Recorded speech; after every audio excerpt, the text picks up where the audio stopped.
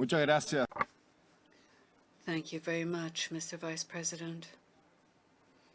Faced with the grave events that have been taking place for weeks in Ukraine and the acknowledgement of the independence of some areas of the regions of Donetsk and Luhansk, Chile supports the Secretary General's declaration made by his spokesperson last Monday, the 21st of February, where he called for a peaceful solution to the conflict in eastern Ukraine and has called for this solution to be achieved in accordance with the Minsk agreements, which were supported by the Security Council in Resolution 2202, passed in 2015.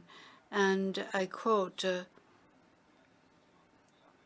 believes that the decision of the Russian Federation is a violation of the territorial integrity and the sovereignty of Ukraine and is incompatible with the principles of the Charter of the United Nations, end quote.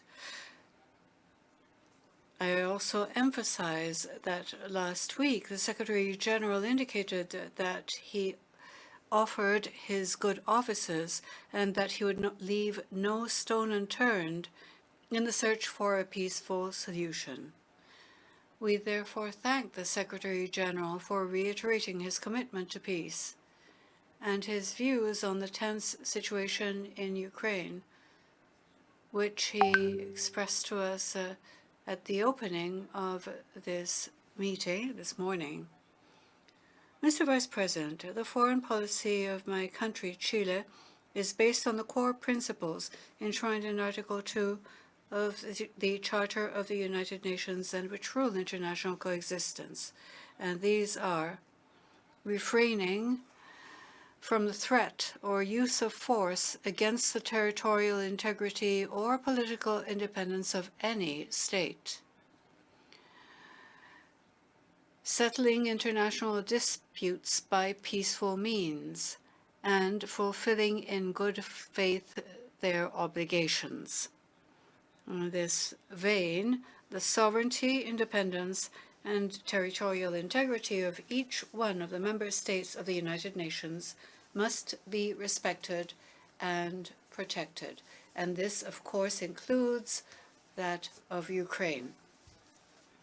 Chile takes the floor in this debate to reiterate its plea that the efforts for dialogue and understanding continue in order to be able to implement the Minsk agreements signed 7 years ago.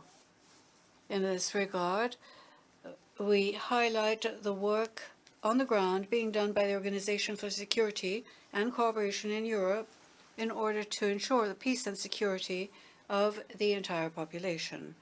We also wish to single out the diplomatic work that friendly countries are undertaking in order to achieve a peaceful solution through dialogue between the parties involved, and we hope that it will be successful. Mr.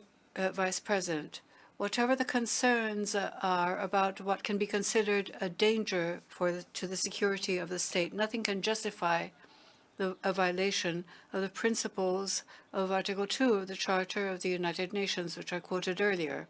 These concerns must be dealt with through dialogue and negotiation between the various stakeholders. Thank you very much, Mr. Vice President.